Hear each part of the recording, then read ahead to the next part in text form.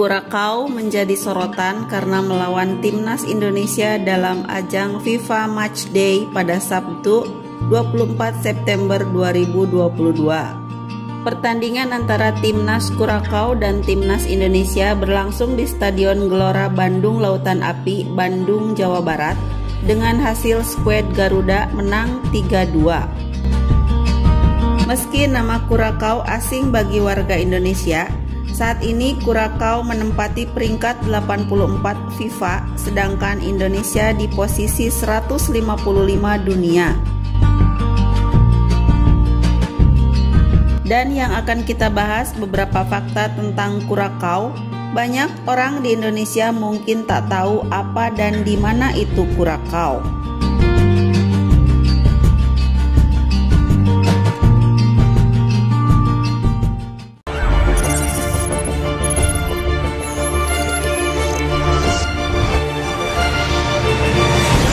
Menurut laporan Britannica, Curaçao memiliki jumlah penduduk 149.800 jiwa pada tahun 2022. Angka ini lebih sedikit dari jumlah penduduk kecamatan di Jakarta.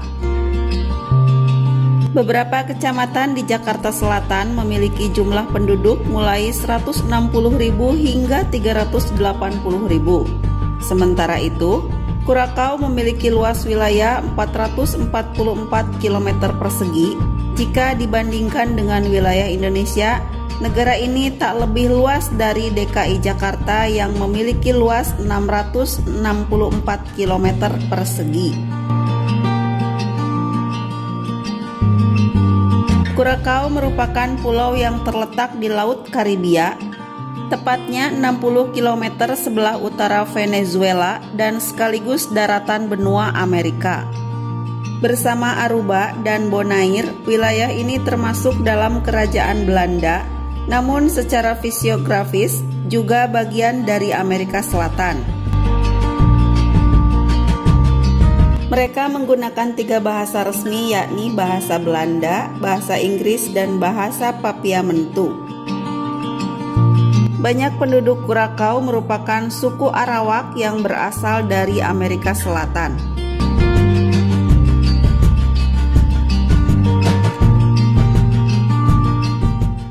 Menengok sejarah, Curaçao tak luput dari invasi bangsa Eropa pada tahun 1499. Spanyol sempat menjajah wilayah ini.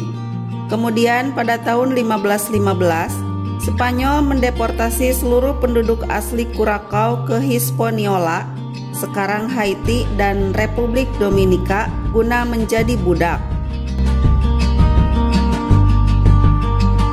Usai Spanyol hengkang dari tanah Curaçao, Belanda datang. Belanda menjadikan Curaçao pusat perdagangan utama bagi perusahaan Hindia Barat Belanda. Pulau ini memberikan satu keuntungan khusus dan menjadi salah satu pelabuhan alam terbaik di Hindia Barat. Selama periode 1660 hingga 1700, perusahaan Hindia Barat Belanda berkembang, perdagangan budak pun melesat, dan pelabuhan Curaçao dibuka untuk semua negara. Pelabuhan tersebut menerima pasokan makanan yang masuk maupun untuk membuang produk dari perkebunan Amerika Selatan.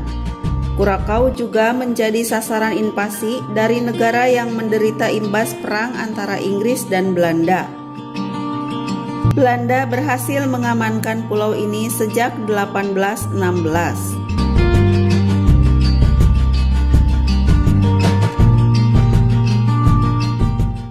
Kemudian pada tahun 1845, Curaçao menjadi salah satu dari 6 wilayah yang terikat dengan Belanda.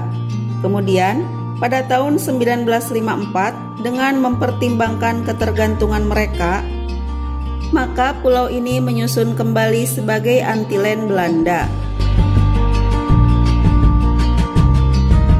Antillen Belanda merupakan beberapa kepulauan di Karibia yang membentuk wilayah otonom kerajaan Belanda.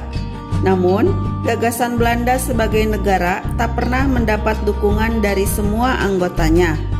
Sesama anggota bahkan kerap bersitegang.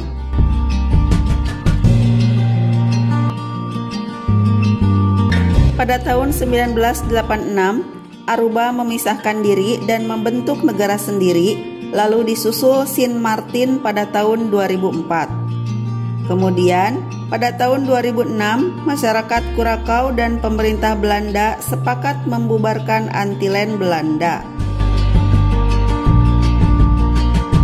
4 tahun kemudian, Curaçao dan Sint Maarten menjadi negara yang termasuk dalam kerajaan Belanda.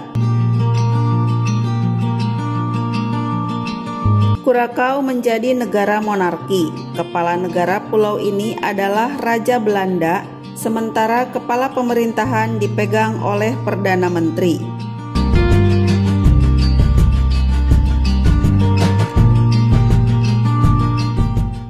Menurut situs Netherlands NU, Curaçao merupakan negara yang stabil secara politik di kawasan Karibia. Perdana Menteri bertindak sebagai kepala pemerintahan dan Curaçao bertanggung jawab penuh atas pelaksanaan urusan dalam negerinya sendiri. Pertahanan dan urusan luar negeri menjadi tanggung jawab kerajaan Belanda.